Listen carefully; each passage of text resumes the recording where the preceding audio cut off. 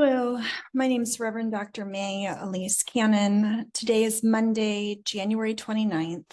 Today is the 115th day since October 7th. Some updates on what's happening in terms of the broader geopolitics of escalations in the Middle East, of the role the United States is playing. We have more information about the drone attack that killed 3S troops in Jordan. Essentially, the drone that attacked the U.S. Army base followed an American drone onto the base, which led to confusion and a delayed response, according to American officials. It's not clear whether or not the drone followed the American drone or if it was just a coincidence. According to U.S. officials, they're still assessing what happened. We do know the drone hit near the American base and the living quarters on the base, which caused at least 34 U.S. service members to be wounded. 8 had to be medically evacuated. 3 were killed. Those who were evacuated were taken to Germany from Jordan. This was along the Syrian border of Jordan. We also know that the United States and President Biden has said that he has vowed that he will respond to the attack. The question is, how are the Americans going to respond? How and when? And so we don't know the answer to that. We do know that President Biden today, Monday, met with his national security team, which includes Jake Sullivan, the national security advisor, Lloyd Austin, the U.S. Secretary of Defense, Avril Haines, the Director of National Intelligence, Jeff Zients, Biden's Chief of Staff, the Principal Deputy National Security Advisor, John Feiner, the Homeland Security Advisor, Liz Sherwood Randall, and the National Security Council Coordinator for the Middle East, Brett McGurk. So that meeting happened today. We are praying and hoping that things don't further escalate. Republicans and the Trump campaign, former President Trump is stating that if he had been president, this, of course, would never have happened, but Republicans are also putting pressure on the Biden administration to attack Iran within Iran, because these were pro-Iranian militia, it's believed, perpetrated this attack. And so the large concern is that this could further escalate things in the Middle East. We do know that the Iranian proxy Iraqi Shia group, a group that operates in Iraq and Syria, warned the U.S. Today that it will continue attacks if American soldiers don't leave today. The group Harakat al-Nujaba issued a statement the day after a drone attack. The attack on the Jordanian base, the U.S. base in Jordan. And they issued a statement that said if the U.S. military doesn't leave, they will continue to attack U.S. presence in the Middle East. It seems there was confusion about the location of the attack. They did not particularly claim that they had perpetrated the attack. So it was unclear what specifically they were referring to, but we do know there's been a lot of pressure since Israel's war against Hamas, and since October 7th. It's been very clear that there's been a lot of pressure on the U.S. Presence, particularly in Iraq, but in other parts of the Middle East, for U.S. military presence specifically to leave. And so this seems to be further evidence in that regard.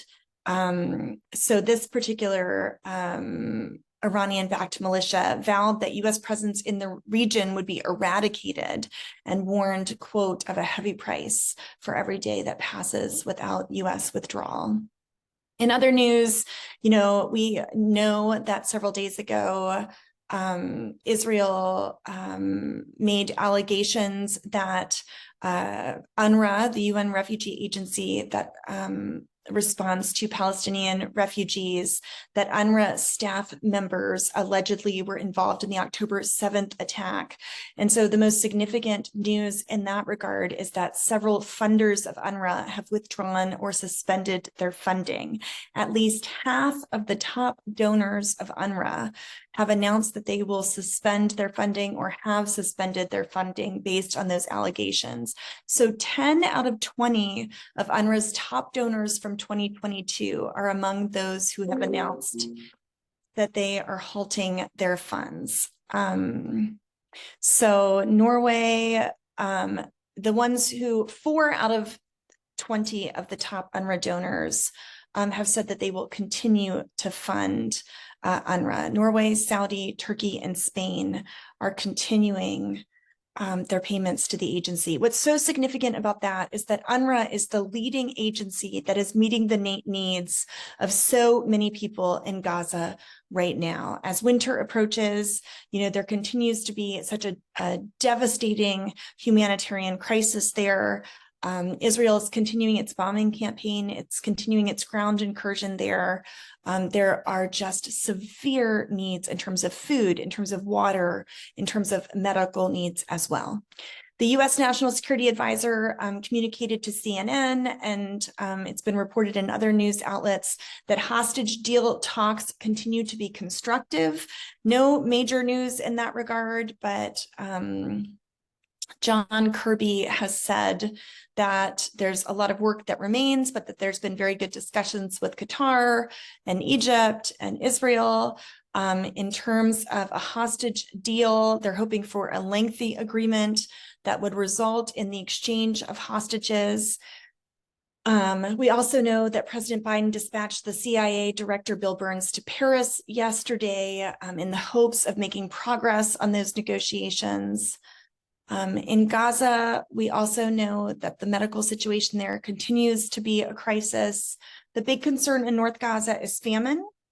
And in South Gaza, one of the key hospitals, Al Amal Hospital in southern Gaza, particularly in the city of Khan Yunis, the hospital Al Amal had to close their surgical ward, according to the Palestine Red Crescent Society. In Israel on Sunday, yesterday, there was a large conference calling for the resettlement of Gaza. So there were some, Ben Gvir, the national security minister of Israel, there were some government officials who were part of this conference. This was the far right of the Israeli government, who were talking about reestablishing settlements in Gaza. Of course, the U.S. is opposed to this. We are in alignment with the U.S. government on this. The idea that Israel would reestablish Jewish communities in Gaza.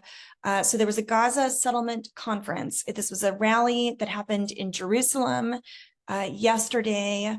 Ben Gvir told the crowd,